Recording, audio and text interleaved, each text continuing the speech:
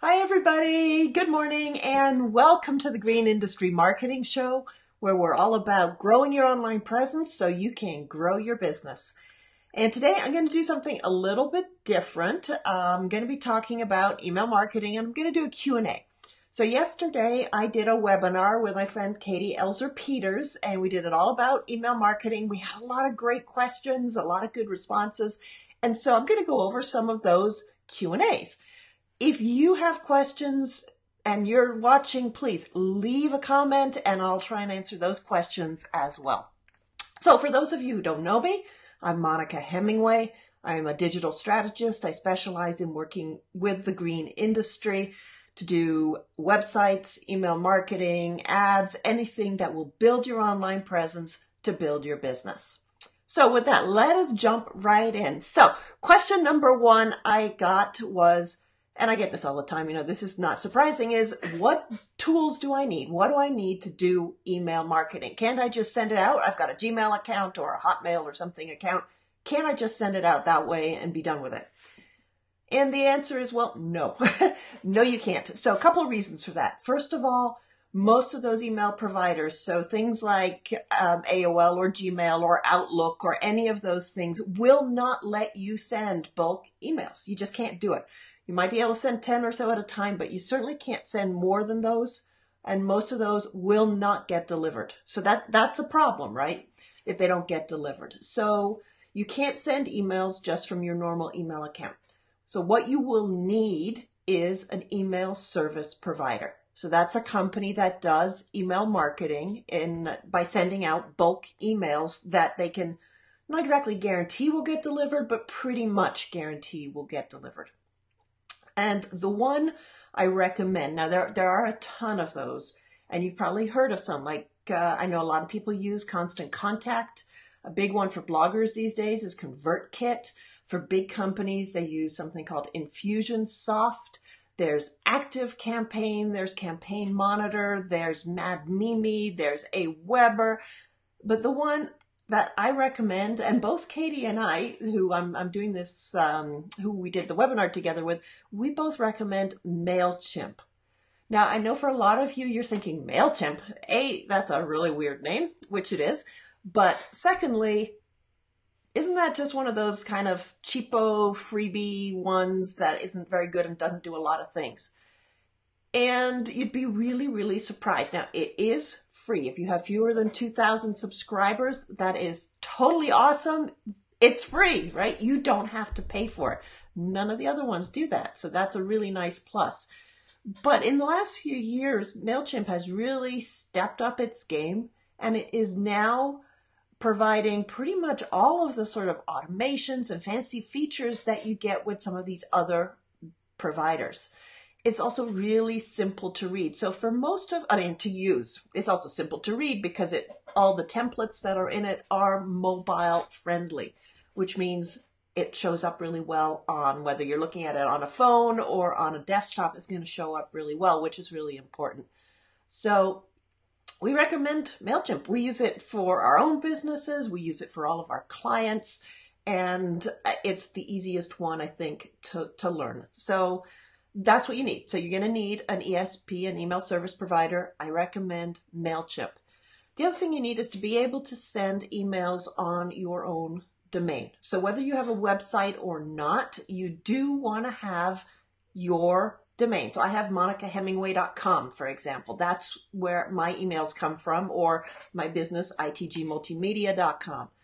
So whether you have a website or not, make sure that you have email that you can send on that domain. That's not necessarily required that you do that, but think about it. If you get an email from treeguy69@hotmail.com, are you going to open it? If he sent it from Mike@treecarecompany.com, you're going to be much more likely to open it. So the number one factor in determining whether somebody will open an email or not is who it is from. And that includes the actual email address. So you want to look professional. You want to make it look like you are a legitimate person or company. And the way you do that is to send your email from your domain.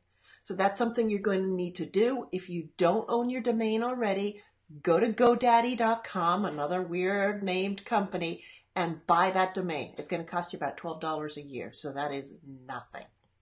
Okay, so that's what you need. You need an ESP, email service provider. I say MailChimp, and you need to have email on your own domain to do this right. Okay, so that was question number one, and that's a big one. I mean, that's really important. You can't do it without that. Now, another question I got was, you know what? I send emails, and I don't know if this person was sending them through something like MailChimp or just sending them, but I send emails and they end up in people's spam folder. That's true. They can. And if you are sending spammy emails, which a lot of companies do, then yeah, it's going to end up in spam. But if you are sending legitimate marketing messages to people who have agreed to receive those emails, and that is a big thing, getting permission from people. You can't just send these out to anybody. So if you have permission and you're sending legitimate emails, they can still sometimes end up in spam. And that would have to do with things like your subject line. If it includes spammy words or is talking about financial things or, sex and stuff like that, obviously is going to get screened out. But mostly money or free stuff or free guarantee, if you say things like that, it's going to get screened out. One thing you can do is search on Google for email spam triggers, or trigger words for spam, and you'll find all sorts of really good articles that have hundreds of different phrases for you to avoid. Don't use those in your subject line. So the other thing is, even if you do everything right, it can end up in spam or get trapped in the promotions folder in Gmail. A lot of people use Gmail. It's probably the number one thing right now in terms of people getting emails. So how do you prevent it from ending up there? You can't. First of all, you can't really, but there is sort of a little hack you can use that makes it much more likely that it's going to end up where you want it to go, which is into their inbox, right? So when somebody signs up for your email list, so say they go to your website and you have an opt-in form on your email list and you want them to get your emails, they sign up. As soon as they do, redirect them to a welcome page or a thank you page or a confirmation page on your website. And on that page, it says, welcome, you've subscribed, go to your inbox right now to look for that welcome message for me. And I want you to whitelist it, right? I want you to say that this email address you want to get emails from. You also say, if you are on Gmail, it might have ended up in your promotions folder. If it did, please move it from that to your inbox. And that will mean that in the future, it'll come to your inbox instead of to your promotions folder, where most people just ignore stuff anyway. So that's best practice regardless. I mean, having that welcome page so that people know what to expect and they know to go look in their inbox to see a welcome message from you. So that's the second part, is to create an automated welcome message that goes out to them as soon as they subscribe, so they know that they are subscribed. Otherwise, they're wondering, did I sign up or not? Am I going to get something? This way you know for sure. So that's just kind of a little tip for trying to stay out of the spam filters and get your emails messages through. So what else? Okay, here was a question. Images, using images in my email. Should I be using images or not? Do people see them? And the answer is, well, it depends. So right now we know that about 50% of people in their email, whatever email client they're using, they have images turned off by default. So by default, they are not seeing images in your email. They can click on that, that tiny little symbol thing that shows up. They can click on that to open it if they want, but the chances of them doing that, pretty small. So you have to be really, really careful using images in your email. Now, I do encourage you to do that. Make sure they're not too big. Make sure that you have compressed them so the file size is nice and small. But when you put your email together, make sure that you are using images to enhance it rather than the image being the main focal point of your message. You get a lot of emails from companies where they have an image with text on it, and that is the email. That's the content of the email. If you have images turned off, you won't see that. So it's like getting a blank email, which is totally pointless. So if you're going to do that, make sure you also write out the text that you want people to be able to read, so your email makes sense to them, even if they have messages, images, even if they have images turned off. Okay, so yes, you should use images. Just be careful with how you're doing it. Okay, another question. How do I know if my email marketing is working? How do I know if it's effective? And that's a difficult question to answer. In some ways, it's really easy. In some ways, it's hard. So easy part. Well, you can see, are the emails being delivered, right? So what is the deliverability rate? You want it to be over 99%. If it's not, all right, maybe your email service provider isn't very good, or chances are your list isn't very good. There are people on there whose emails have expired, they don't use it, or who have blocked you, they don't want to get your email, so you've got a high bounce rate. Your deliverability is going to be lower. So you can see, is it working that way, right? So take a look at that. You want to take a look at how many people open your email. Now, in the green industry, you're going to an average is going to be somewhere between 10-20%. It depends what you're sending out. Don't be discouraged by that. That is an average. Under 10%, yeah, you've got a problem most likely. If you're doing 20%, that's actually pretty good. Now, you want to get higher than that, right? You want to be in the 30 to 40% range. Getting over 50% for the typical kinds of emails that we send out in this industry is going to be really difficult to do. Most people don't care enough about plants, trees, lawns, buying house plants, any of that stuff to want to open all of your emails. Okay, so don't be discouraged, but if you're up near 50%, awesome, you are doing so great. So that is something to look at as your open rate. Most of our clients are in the high 30s to low 40s. That's our goal, to get them there, and that's considered very good. Another thing to look at is click. Do people click on your email? So if you've got a link in there, or you've got a buy now or a contact us or something like that, do they do it? Do they pay attention to your call to action? The higher that number, the better. And again, what is good really depends on what you're doing. So if you've got 20 links in there and they're all to blog posts, yeah, maybe you're not going to get a lot of clicks. If you've got one big button and it's take advantage of our sale now, 50% off on everything, you're probably going to get a high click-through rate, right? So again, it depends, but that's something else to look at. You want to look at unsubscribes. If people are unsubscribing from your emails and it's a pretty high rate, like anything over 1 or 2%, there's something about your messaging and what you're doing that they are not liking, and therefore you want to go back to the drawing board and figure out, well, what do they want to hear instead, right? So that's one way of answering. There are all those sorts of metrics that you'll find inside MailChimp or any other email service provider that you use.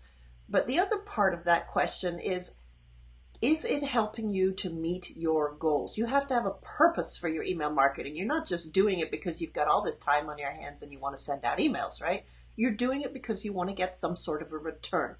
And that might be having people visit your website. That might be having people call you, come into your store, buy from you, download something. There is a reason. So the answer to the question, is this working, really depends on your goals. Are people doing that? And it's always gonna differ. And it really, I think, points to the importance of why you need to have a goal for your email marketing, and that goal should be aligned with your business goals. Because if your email marketing, you're trying to get somebody, for example, to download something, you've got a PDF checklist or something, and doing that doesn't help you achieve your business goals, that was kind of a waste, right? So you got to think about that before you do your email marketing. What am I trying to accomplish, and is this going to help me do that? Doesn't need to be immediate, but over the long term, is it going to help me? All right, so those are the two things to look at, the metrics and the goals, in determining whether email marketing is actually helping you. So, next question. We basically shut down in the winter. Should we still be sending emails over the winter? Absolutely. And that is especially important if you do shut down over the winter, right? Because come spring, you want your customers ready to go. If they haven't heard from you for 6 months, they've forgotten who the heck you are. And that is not going to help you. So over the slow period, continue to send out emails to your customers at least and to your subscribers to let them know, hey, we're still here. And okay, it might be frozen outside, but here are some things you should be thinking about. Maybe go out and take a look at your trees.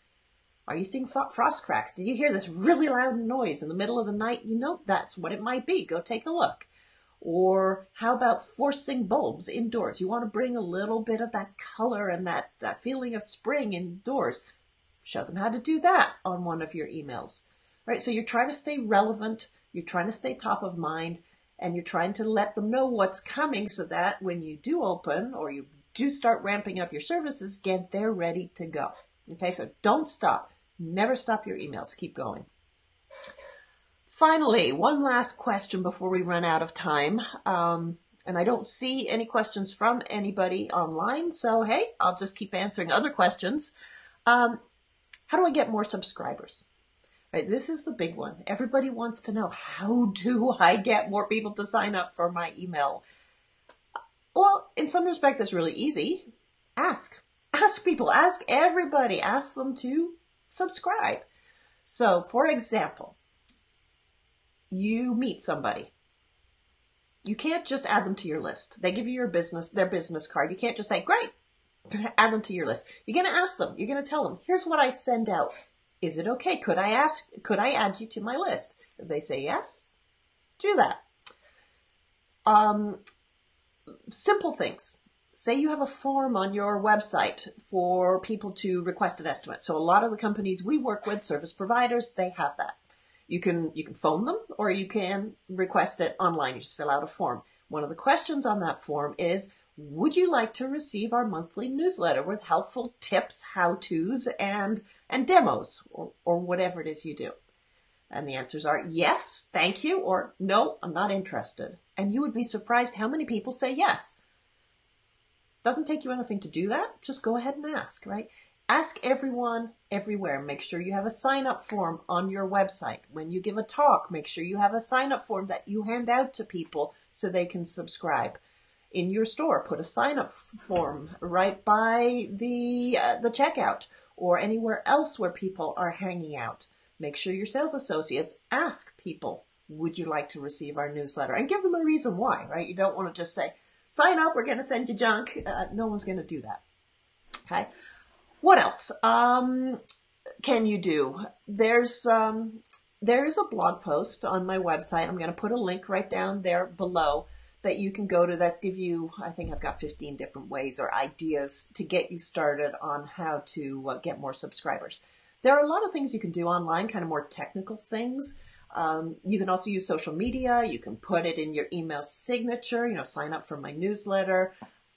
Tons of different ways. Be creative. But the point is you have to ask. If you don't ask, you won't get. Real simple, okay? But make sure that no matter what you do, you get permission from people before you add them to your list. If you don't, that is a violation of the Can-Spam Act here in the U.S., GDPR in Europe. They've got similar laws in Canada, a bunch of other countries. So not only would it be illegal, technically, it's also not good practice, because if people didn't sign up and they don't want it and they don't know they're going to get it, they're going to unsubscribe. And if you have a really high unsubscribe rate, that affects your ability to do email marketing. If they complain, if they mark it as spam and you get too many of those, you will actually get shut down. So don't do it. All right, be safe, do it right, ask for permission. So that's it for today. I hope that gave you some good ideas, answered some questions that probably you had as well.